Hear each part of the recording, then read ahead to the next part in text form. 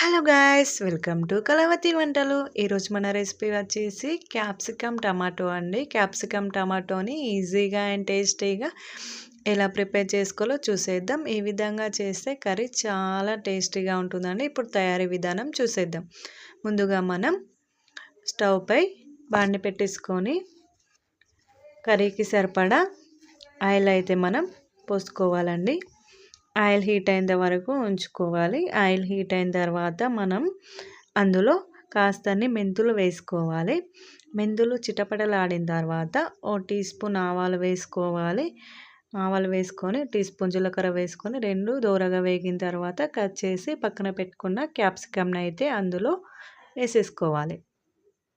వేసుకున్న తర్వాత మంటని మీడియం ఫ్లేమ్లో పెట్టేసుకొని స్లోగా అడుగు నుంచి పైకి పైనుంచి కిందకి తిప్పుతూ మంచిగా కలుపుకోవాలి. ఇప్పుడు ఇందులో వెల్లుల్లి పేస్ట్ని యాడ్ చేసుకోవాలి. వెల్లుల్లి పేస్ట్ తాలింపులో కాకుండా ఈ విధంగా మధ్యలో వేసుకుంటే ఆ ఫ్లేవర్ అనేది కర్రీకి మంచిగా పడుతుందండి. ఇప్పుడు ఇందులోనే మనం పసుపు వేసుకోవాలండి. పసుపు వేసుకొని మంచిగా మిక్స్ అయ్యేటట్లు అంతా కలిసిపోయేటట్లు మంచిగా కలుపుకొని రుచికి సరిపడా సాల్ట్ని అయితే వేసుకోవాలి. సాల్ట్ని వేసుకొని మరొకసారి మంచిగా కలిపేసుకోవాలి. ఈ విధంగా స్లోగా మంచిగా తిప్పుతూ కలుపుకొని మూతనైతే పెట్టేసుకొని ఒక 5 మినిట్స్ మీడియం ఫ్లేమ్లో పెట్టి తీసి ఇప్పుడు కట్ చేసి పక్కన పెట్టుకున్న టమాటా ముక్కల్ని ఇందులో వేసుకోవాలి. వేసుకొని ఇప్పుడు మంచిగా కలుపుకోవాలి. క్యాప్సికమ్ టమాటో రెండు కలిసిపోయేంత వరకు మంచిగా మిక్స్ అయ్యేంత వరకు స్లోగా తిప్పుతూ కలుపుకోవాలి. కలుపుకొని మరొకసారి మూత పెట్టేసుకొని ఒక 5 మినిట్స్ మళ్ళీ మీడియం ఫ్లేమ్లో పెట్టి తీసి మళ్ళీ కలుపుకోవాలి. చూడండి, టమాటో క్యాప్సికమ్ అనేది మెత్తబడిపోయాయి. మరొకసారి మూత పెట్టేసుకొని తీసి మంచిగా కలుపుకుంటే ఈ విధంగా మూత పెడుతూ తీస్తూ కలుపుకుంటూ ఉంటే కర్రీ అనేది మంచిగా మెత్తబడుతుంది, మంచిగా ఉడుకుతుంది సన్నని మంటపై. ఇప్పుడు ఇందులోనే ధనియాల పొడి, కారం పొడి అన్నీ యాడ్ చేసుకోవాలి. సాల్ట్ అన్నీ యాడ్ చేసుకొని మంచిగా కలుపుకోవాలి.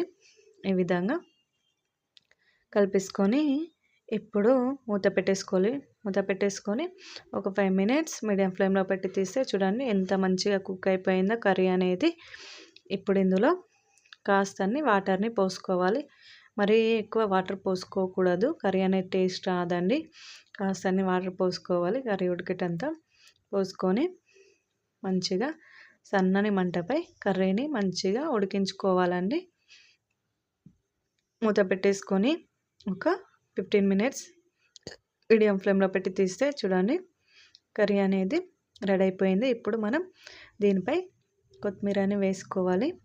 కొత్తిమీర ఫ్లేవర్తో కర్రీ టేస్ట్ అనేది రెట్టింపు అవుతుందండి. సో స్కిప్ చేయకుండా మీరు కూడా వేసుకోండి. ఇది రైస్లోకైనా చపాతీలోకైనా ఇందులోకైనా చాలా బాగుంటుంది ఈ కర్రీ. మీ స్టైల్లో మీరు కూడా ఒకసారి ట్రై చేసి చూడండి. మన ఛానల్ని లైక్ చేసి షేర్ చేసి సబ్స్క్రైబ్ చేసుకోవడం మర్చిపోకండి.